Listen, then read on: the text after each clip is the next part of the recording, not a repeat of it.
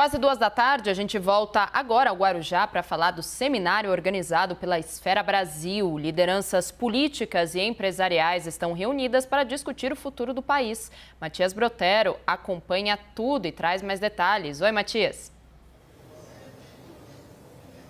Tudo bem, Isabela? Uma ótima tarde novamente a você, ao Kenzo e a todos vocês que nos acompanham. A gente está chegando daqui a pouco ao término do Fórum Esfera, que desde sexta-feira vem trazendo atores, autoridades dos três poderes, além também de representantes da sociedade civil e empresários para discutir o futuro do Brasil nos próximos 4 anos, com uma máxima, que é a discussão, o diálogo entre todos esses atores. Inclusive, a ideia ao final deste seminário, evidentemente não logo após, mas a elaboração de um documento que será entregue tanto a representantes da sociedade civil como também para o governo federal, que assume a partir do ano que vem.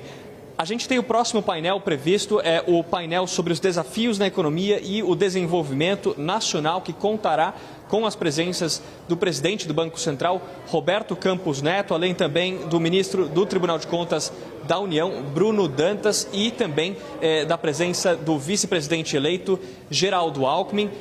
Já foi um dia de muitos painéis que trataram, entre outras coisas, sobre o judiciário no Brasil, contou com a presença do ministro da Suprema Corte, Ricardo Lewandowski. Houve um outro painel sobre saneamento, o maior programa de inclusão social do mundo, e o novo governo para 2023 e 2026. Hoje houve também a presença marcante do ministro da Suprema Corte, Luiz Roberto Barroso, que foi presidente do Tribunal Superior Eleitoral. Ele falou bastante sobre a insegurança jurídica durante a fala dele, inclusive insegurança jurídica relacionada a temas tributários, mas falou também sobre o futuro, os próximos 4 anos.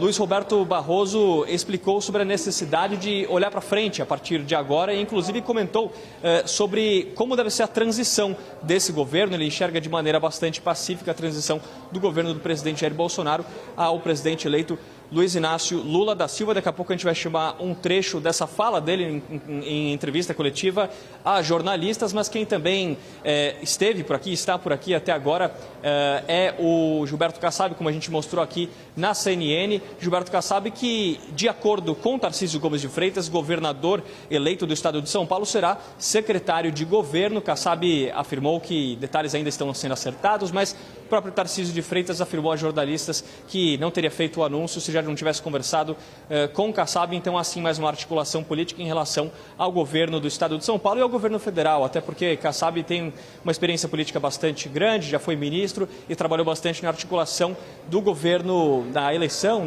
durante a campanha de Tarcísio Gomes de Freitas. Do lado dos empresários, há inclusive representantes do empresariado brasileiro bastante representativos, como é o caso de Abílio Diniz, que inclusive participa do próximo painel. Claro que a gente vai acompanhar bem de perto todos os painéis, os desdobramentos e, claro, as conversas, porque os painéis acontecem, mas entre os painéis os convidados acabam conversando, e muitas conversas, considerando que a gente está num momento de governo de transição, acabam sendo articulações para o governo que assume no ano que vem. A gente separou um trecho de uma entrevista que fizemos com o ministro da Suprema Corte, Luiz Roberto Barroso, que fala justamente como ele avalia todo o processo de transição do governo e como deve ser essa transição. Vamos ver o que ele disse.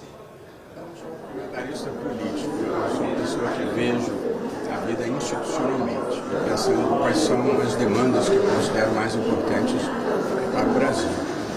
Do ponto de vista civilizatório, eu acho que essas demandas são voltar à civilidade, as pessoas se tratarem com respeito e consideração e diminuir o nível de agressividade que há no país. Eu acho que também deve ser um postulado muito importante nesse momento, fazer com que mentir